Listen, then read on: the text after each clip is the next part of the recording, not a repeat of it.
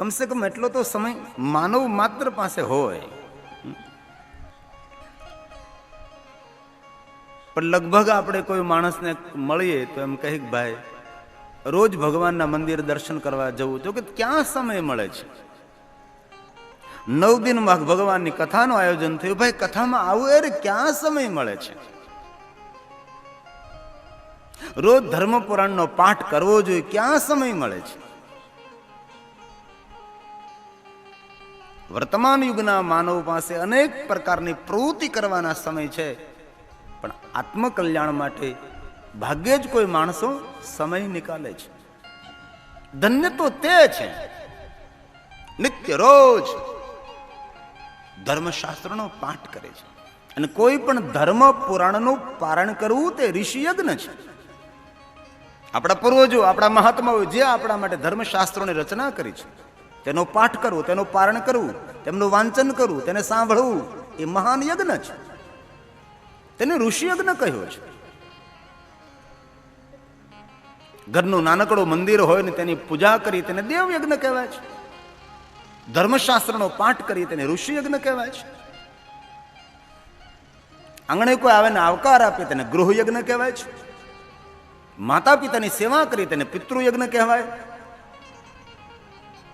વૃક્ષોનું વાવેતર કરીએ, સરોવરો નિર્માણ કરીએ, જલાશયો નિર્માણ કરીએ, વન ઉપવન નિર્માણ કરીએ, તેને ભૂત યજ્ઞ કહેવાય છે.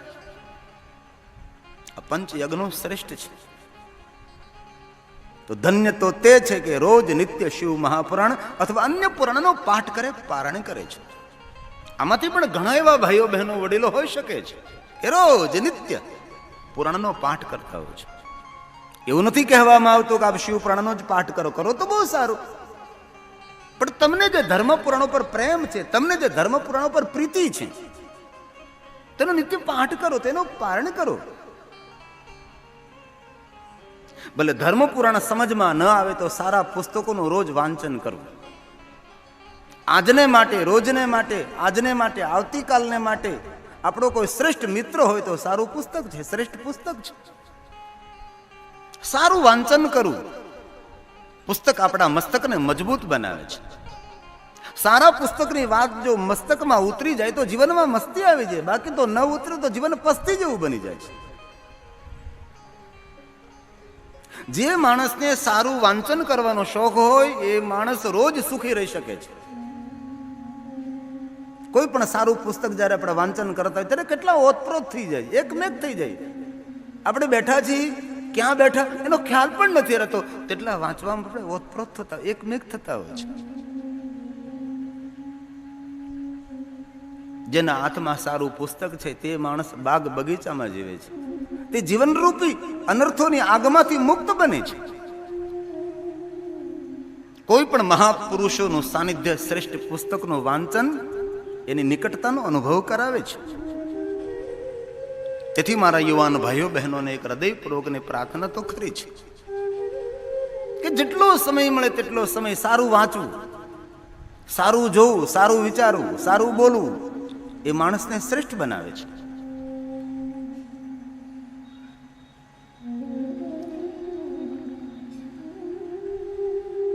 કોઈ સારા મિત્રની શોધ કરતા પહેલા કોઈ સારા પુસ્તકની શોધ કરવી. વિચારોના યુદ્ધમાં જીતવા માટે કોઈ જગતનું શ્રેષ્ઠ કોઈ શસ્ત્ર હોય તો તે પુસ્તકો છે. તેથી જેટલો સમય મળે તેટલો સમય ધર્મ પુરાણનો પાઠ કરવો, ધર્મ પુરાણનું પારણ કરવું. આપણી સનાતનની પરંપરા, આપણા પૂર્વજોની પરંપરા,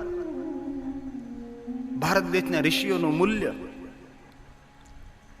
એ આપણા ધર્મશાસ્ત્રોમાં ભરપૂર કહેવામાં આવ્યું છે. અહીંયા એમ કહ્યું કે ભલે તમારી પાસે બહુ વધારે સમય ન હોય, અડધા શ્લોકનો તો પાઠ કરો ભાઈ, રોજ કરો. જે તમને યોગ્ય ધર્મશાસ્ત્ર લાગે તેનો પાઠ કરો. ભગવાન વેદવ્યાસની ઉદારતા આગળ કહે છે, સમજો આપની પાસે ધર્મશાસ્ત્રનો પાઠ કરવાનો સમય નથી તો એમ કહ્યું શિવ મહાપુરાણનું વાંચન ન કરી શકો તો ભક્તિ સાથે, આદર સાથે આ શિવ મહાપ્રણની પૂજા કરો. તો દિને દિને અશ્વમેધસ્ય, જે માનવ આદરપૂર્વક ભક્તિપૂર્વક શિવ મહાપ્રણનું પૂજન કરે છે, અર્ચન એટલે આરતી, તે માનવને કેવા ફલો પ્રાપ્ત થાય, કેવું પુણ્ય પ્રાપ્ત થાય? તો કે નિત્ય રોજ અશ્વમેધ યજ્ઞ કરવાનું ફલ પ્રાપ્ત થાય. હવે મહાન યજ્ઞો કોણ કરી શકે? કોઈ નહીં. ભાગ્ય કોઈ જ્વલે જ્વલે.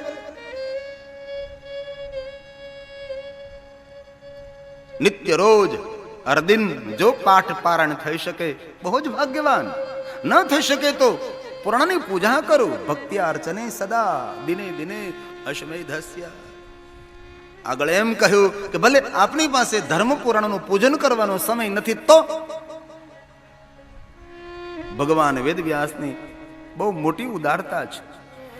એતં શિવ પુરાણં યો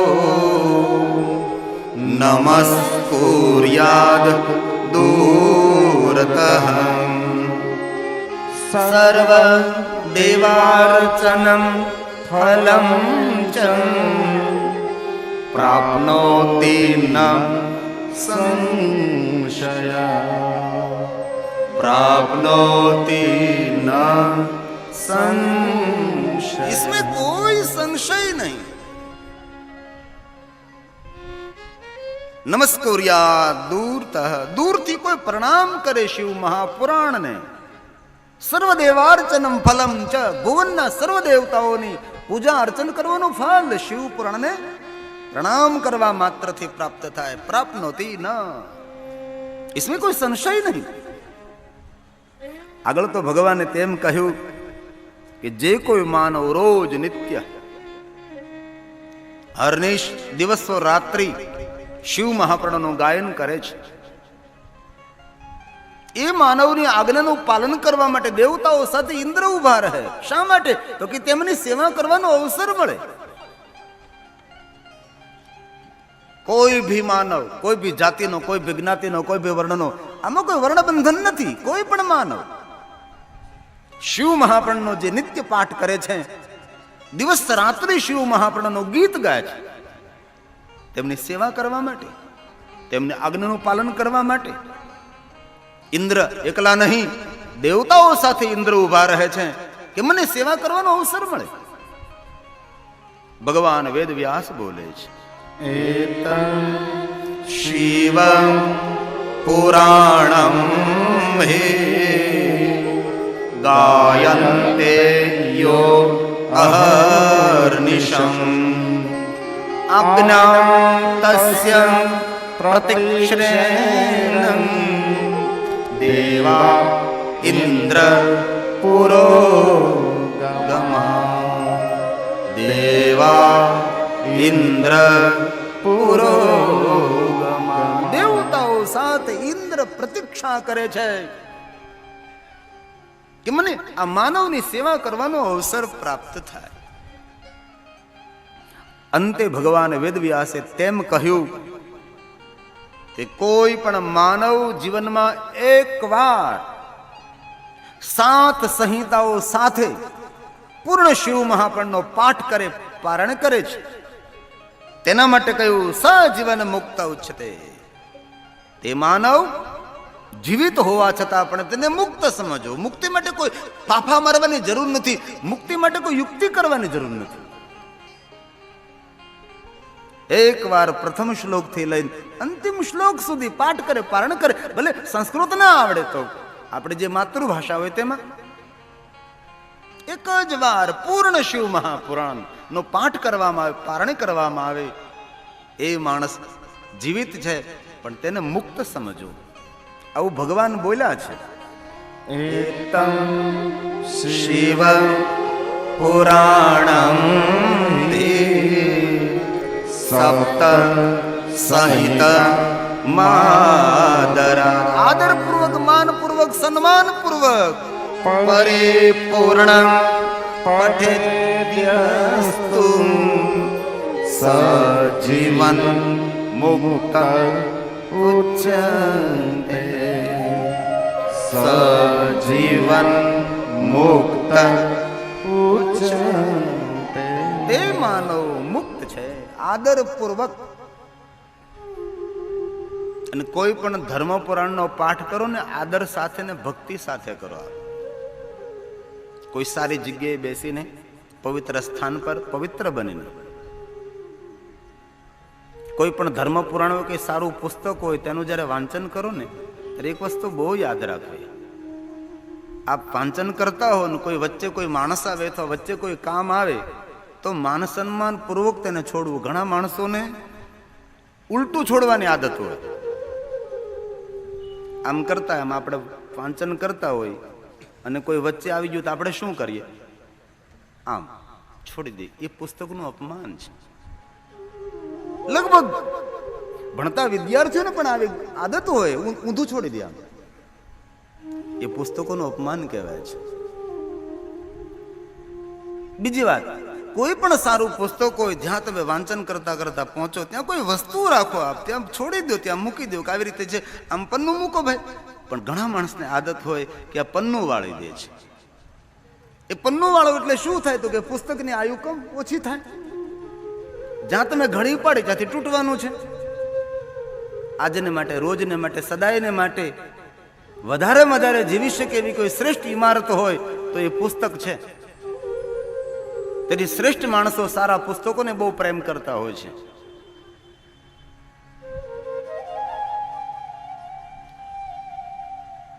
તેથી અહીંયા શબ્દ આપ્યો માદરાત. આદરપૂર્વક શિવપુરાણનો પાઠ કરો, પારણ કરો. અત્યારે તો વિદ્યાર્થીઓ ન હોય પણ વિદ્યાર્થીઓ માટે એક મહત્વની વસ્તુ તો ખરી છે. કારણ કે અત્યારે 10મા ધોરણની 12મા ધોરણની પરીક્ષાઓ ચાલે છે અને ભગવાનને પ્રાર્થના કરી. અમદાવાદની કથામાં પણ પ્રાર્થના કરી હતી કે જેટલા વિદ્યાર્થીઓ અત્યારે ભણી રહ્યા, પરીક્ષા આપી રહ્યા છે તેમના પેપરો સારા જાય, સારા માર્કે પાસ થાય એવી શિવજીને આપણે સૌ ભગવાનને પ્રાર્થના કરીએ છીએ કે સારા માર્કે સારી રીતે ઉત્તીર્ણ થાય એ ભગવાનને પ્રાર્થના કરીએ છીએ. પણ વિદ્યાર્થીઓ ખૂબ ધ્યાન આપવું. સુતા સુતા વાંચન ન કરવું. એ દિમાગને બહુ ખરાબ અસર થાય છે, આંખને નુકસાન થાય છે. ઓછા પ્રકાશથી વાંચન કરવું, આંખને બહુ તકલીફ થાય છે. સુતા સુતા વાંચવું તે આદત નહીં, બેઠા બેઠા વાંચો. આરામદાયક ખુરશીમાં બેસીને વાંચો.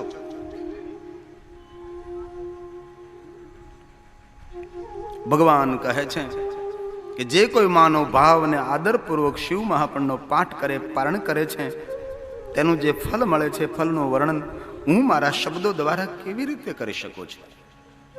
તે જીવનના એકની અનેકની કરોડો કરોડો કાર્ય છોડીને માનવ માત્ર એ પુરાણનો પાઠ કરવો એવો વજન આપ્યો છે, ભાર મૂક્યો છે.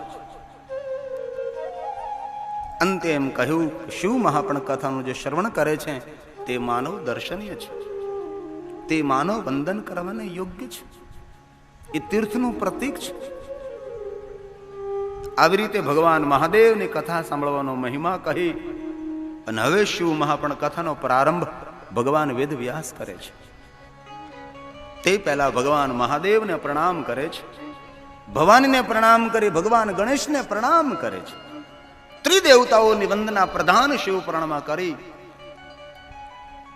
જગત પિતા ભગવાન શિવને યાદ કર્યા છે. ભગવાન વેદવ્યાસની વંદના છે. જગત પિતરમ શંભો. ભગવાન વેદવ્યાસ કહે છે હે જગતના પિતા ભગવાન શંભુ, હું તમને પ્રણામ કરું છું. જગતનો પિતા ભગવાન મહાદેવ છે. એક બ્રહ્માંડ નહીં, 14 બ્રહ્માંડ નહીં, અનંત કોટી બ્રહ્માંડનો માલિક ભગવાન શિવ, ભગવાન શંકર છે. અહીંયા ભગવાન વેદવ્યાસ ભગવાન શિવની વંદના કરે તેમાં શંભુ નામ પસંદ કર્યું. શા માટે? ભગવાનનું પહેલું નામ, પ્રથમ નામ શંભુ છે. ભુવનના કોઈ પણ દેવને શંભુ ન કહી શકાય, ભગવાન શંકરને શંભુ કહેવાય છે. શા માટે? ખુદ સ્વયંભુ છે. કોઈ માતા દ્વારા, કોઈ પિતા દ્વારા, જેમનો કોઈ જન્મ નથી થયો, અજન્મા છે. ભગવાન શંકર સ્વયંભુ હોવાને નાતે ભગવાન શંકરનું નામ શંભુ છે. તેથી ભગવાન વેદવ્યાસની પહેલી પસંદગી શંભુ નામ પર ઉતરી છે. બાકી તો ભગવાન શંકરના હજારો હજારો નામ છે, પ્રધાન 1000 નામ. अरिश्रे सहस्रम कमल बलई, सहस्र कमल में हो रहे धारी की नहीं परीक्षा तब ही पुरारी. ભગવાન વિષ્ણુના મુખમાંથી ભગવાન શિવના હજારો નામ પ્રગટ થયા છે, પણ તેમાંથી શંભુ નામ પસંદ ભગવાન વેદવ્યાસ. શંભુની વંદના છે. એ જગત પિતા શંભુ, હું તમને પ્રણામ કરું છું. જગત પિતરમ શંભુ જગતો માતરમ શિવામ તત્પુત્ર ચ ગણાધીશમ ન ત્વે તદ વર્ણયામહે ન ત્વે તદ વર્ણયામહે ન ત્વે તદ વર્ણયામહે. ભગવાન વેદવ્યાસ કહે છે, ભગવાન મહાદેવ, હે માં ભવાની, હે ભગવાન ગણેશ, હું તમારા ગુણોનો વિસ્તાર કેવી રીતે કરી શકું? ન ત્વે તદ વર્ણયામહે, હું આપના ગુણોનું વર્ણન ન કરી શકું. હવે ભગવાન વેદવ્યાસ જો પોતાની જાતને અસમર્થ માનતા હોય તો આપણે કેવી રીતે ભગવાનના ગુણોનો વિસ્તાર કરી શકીએ? ભગવાન વેદવ્યાસ કહે છે, પ્રભુ આપના ગુણ કોણ ગાઈ શકે છે? આપના મહિમાનો પાર કોણ પામી શકે છે? તે જ રીતે પુષ્પદંત પણ બોલે છે,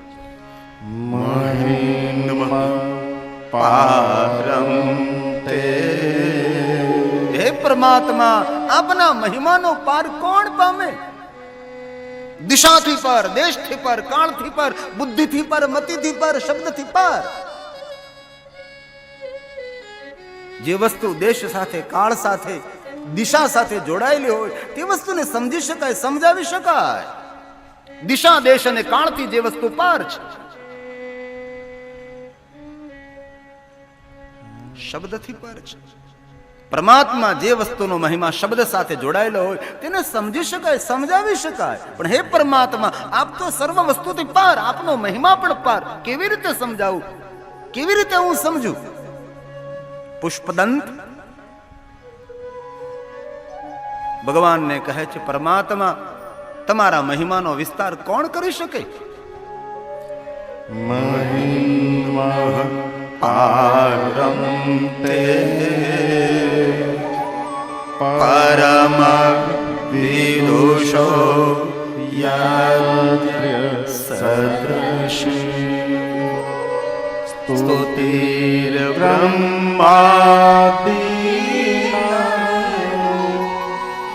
મતિ તદવસંગા સ્તૈ ગિરા યથાવાસ્ય સર્વ સ્વમતિ પરિણામા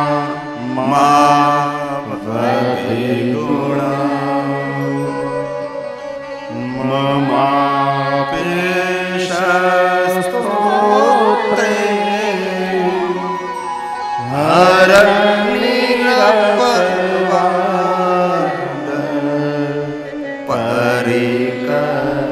ભગવાન મહાદેવનું સંબોધન છે, એ હર નિરપવાદ પરિકરા. શંકર ભગવાનનો એક નામ છે હર નિરપવાદ. પુષ્પદંત કહે છે કે તમારો મહિમા ખુદ બ્રહ્મા પણ ના ગાશે, બ્રહ્માદિક દેવતાઓ પણ ન ગાય શક્યા, પ્રાચીન ઋષિઓ પણ ન ગાય, હું કેવી રીતે ગાઈ શકું? નિરપવાદ છે. અને આ દુનિયાનો કોઈ પણ માણસ કોઈ પણ શબ્દો દ્વારા ભગવાન શંકરનો જે મહિમા ગાય એ પ્રણમ્ય છે, એ વંદનીય છે. નિરપવાદ છે. એ ટીકાને પાત્ર, નિંદાને પાત્ર નથી, એ વંદનને પાત્ર છે. જેની પાસે જે પ્રકારે શબ્દ ભંડોળ, મતિ બુદ્ધિ અનુસાર ભગવાન મહાદેવનો મહિમા ગાઈ શકે છે.